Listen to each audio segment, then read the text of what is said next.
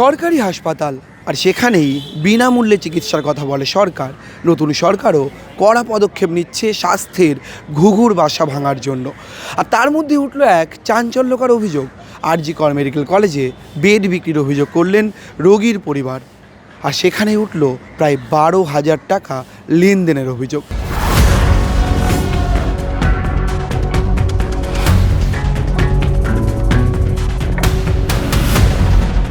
রোগীর পরিবার বলছে যে বেড পাওয়ার জন্য তাকে যোগাযোগ করতে হয় এক দালালের সঙ্গে, যিনি চুক্তিভিত্তিক কর্মী এই হাসপাতালেরই। আর তার কৃতিত্বে 1 ঘন্টার মধ্যে আইসিইউতে বেড মেলে ওই রোগীর। আর তারপরে উঠছে প্রশ্ন, কিভাবে জি করের মতো বারবার খবরের শিরোনামে থাকা হাসপাতালে এমন কাণ্ড ঘটতে পারে? কি বলছে রোগীর পরিবার, কি বলছেন চিকিৎসকরা, কি বলছেন এই হাসপাতালে চিকিৎসা করতে আসা রোগীর পরিবার পরিজনেরা, সবটাই শোনাবো আপনাদের। মানে আমার বাবার অ্যাক্সিডেন্ট হয় 25 তারিখ 25 মে মর্নিংয়ে। তো সামহাও আমি হাওড়া জেনারেল হসপিটাল পিজি কোথাও যখন আমি সারাদিন ধরে ভর্তি করতে পারিনি, তারপর আমি বেসরকারি হসপিটালে দিয়েছিলাম, ক্যালকাটা হসপিটালে সিএমআরআইতে।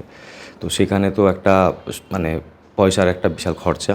তো আমি সেই জন্য 28 তারিখ 28 মে দুপুর 1টা নাগাদ জি করে আসি বাবাকে নিয়ে এখানে ভর্তি করার জন্য।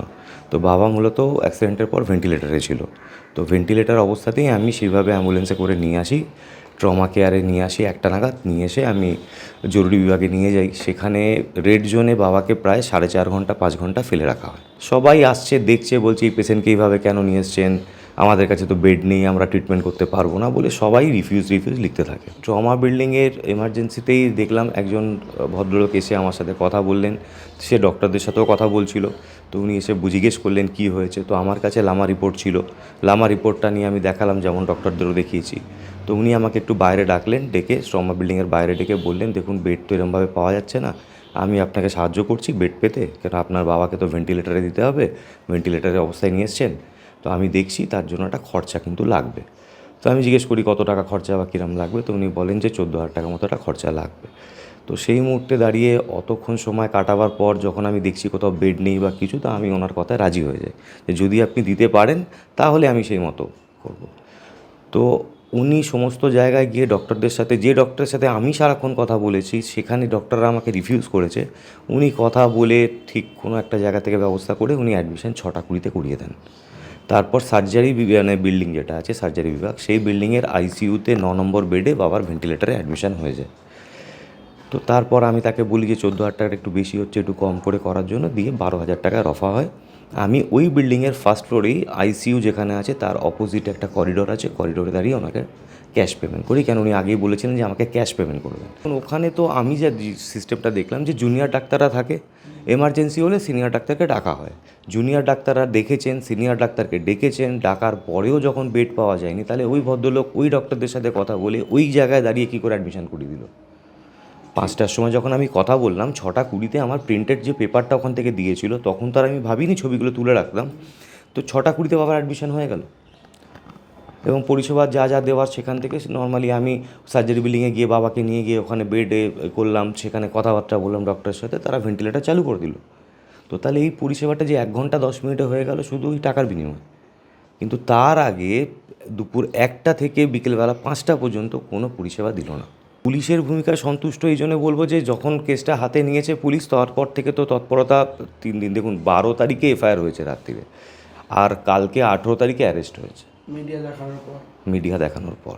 উনি অনেক দিন যাবৎ লোকের সঙ্গে প্রতারণা করে।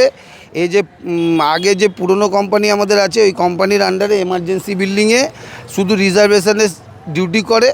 দীর্ঘদিন ধরে সুপারভাইজাররা সব জেনেও একে ডিউটি দেয়। আমরা এই নিয়ে সিআইসিএফের কাছে একবার ওর এগেনস্টে কেস হয়েছিল, সিআইসিএফও খুঁজছিল ওকে। তারপরে কেসটা কি করে মিটিয়ে দেয় ওদের সুপারভাইজাররাই জানে। তারপরেও কিন্তু ওকে ডিউটি দিয়েছিল সুপারভাইজাররা। তাই এরকম দীর্ঘদিন ধরুন ট্রমা থেকে বলুন, সার্জারি আউটডোর থেকে বলুন, যে কোনো ডিপার্টমেন্টে ও পেশেন্ট ভর্তি করা ওর একটা পেশা হয়ে গেছিলো। ঠিক আছে, এইগুলোর জন্য আমাদের দায়ী করছে। এখন ও সার্জারি বিভাগে কাজই করতো না, কিন্তু বলছে যে আমি সার্জারি বিভাগে কাজ করতাম।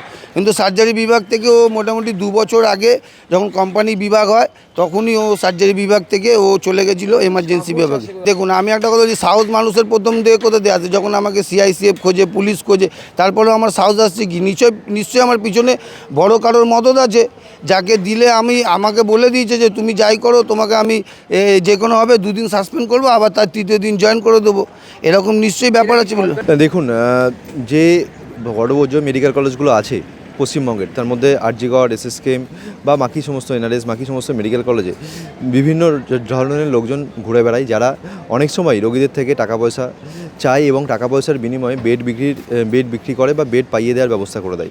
এর বিরুদ্ধে আমাদের দীর্ঘদিন ধরে অভিযোগ ছিল, দীর্ঘদিন ধরে আমরা বলে এসেছি যে এই জিনিসগুলো বন্ধ হওয়া উচিত এবং যারা এই ধরনের কর্মকাণ্ডে জড়িত তাদেরকে অবিলম্বে চিহ্নিত করা উচিত, গ্রেপ্তার করা উচিত, শাস্তিমূলক ব্যবস্থা নেওয়া উচিত।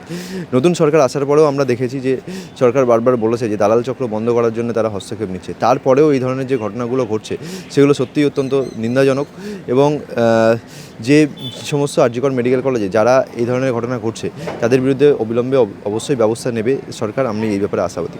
ম্যাডাম, আপনি মিনিস্টার অফ স্টেট, স্বাস্থ্য দপ্তরের প্রতিমন্ত্রী। একটা দেখা গেল 12 তারিখে একটা রিটেন কমপ্লেন হয়েছিল আরজি করে যে বেড পেতে গেলে টাকা দিতে হয়েছে পেশেন্ট পার্টিকে এবং সেই টাকার বিনিময়ে বেড পেয়েছেন। আপনারা জানেন এবং আপনাদের সেটা নজরে আসার পর আপনারা ব্যবস্থা নিতে বলেন এবং পুলিশ সেটা কঠিন ব্যবস্থা নিয়েছে এবং গতকাল সেই যিনি অভিযুক্ত তাকে অ্যারেস্টও করেছে। এই যে আরজি কর নিয়ে বারবার অভিযোগ ওঠে, আপনারা ভোটের আগেও বারবার দেখেছেন বিভিন্ন অভয়া থেকে শুরু করে টাকা, নেক্সাস, দালাল চক্র, এই পুরো বিষয়টা সরকারি পরিষেবাতেই ঘুঘুর বাসা জমে থাকা। এই পুরো বিষয়টা নিয়ে কি ভাবছেন? আরো কি কড়া স্টেপ সরকারের নেওয়া আরো প্রয়োজন? আরো আরো একদম একদম নিশ্চিত থাকুন, আরো কড়া স্টেপ নেওয়া হবে। আমরা কোনো রকম না খাউঙ্গা তো না খানে দুঙ্গা, আমরা এই নীতিতে বিশ্বাসী। আমরা নিজেরাও খাবো না, কাউকে খেতেও দেবো না।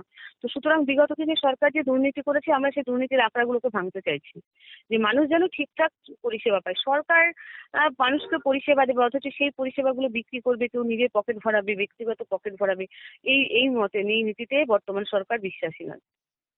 মানুষের পরিষেবা চাই আমরা। মানুষ আমাদের উপর অনেক ভরসা করে মানুষ আমাদেরকে ভোট দিয়েছে, জিতিয়েছে। সুতরাং আমরা চাইবো না কখনো যে মানুষ পরিষেবা পাবে না, টাকার বিনিময়ে সরকারি পরিষেবা নেবে। এটা হতে পারে না, এটা হতে পারে না।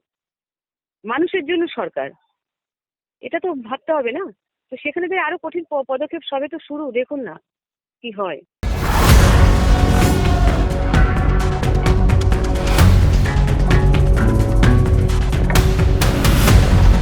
সরকারি হাসপাতালের এমন কাণ্ডে যার পর নয় তিতি বিরক্ত রাজ্যের স্বাস্থ্য দপ্তরও। কড়া পদক্ষেপের ইঙ্গিত মিলছে স্বাস্থ্য কর্তাদের সূত্রে। এখন দেখার এই ঘটনায় ঠিক কী ব্যবস্থা নেয় সরকার। ক্যামেরায় শুভজিৎ মুখোপাধ্যায়ের সঙ্গে রমেন দাসের রিপোর্ট, সংবাদ প্রতিদিন.in।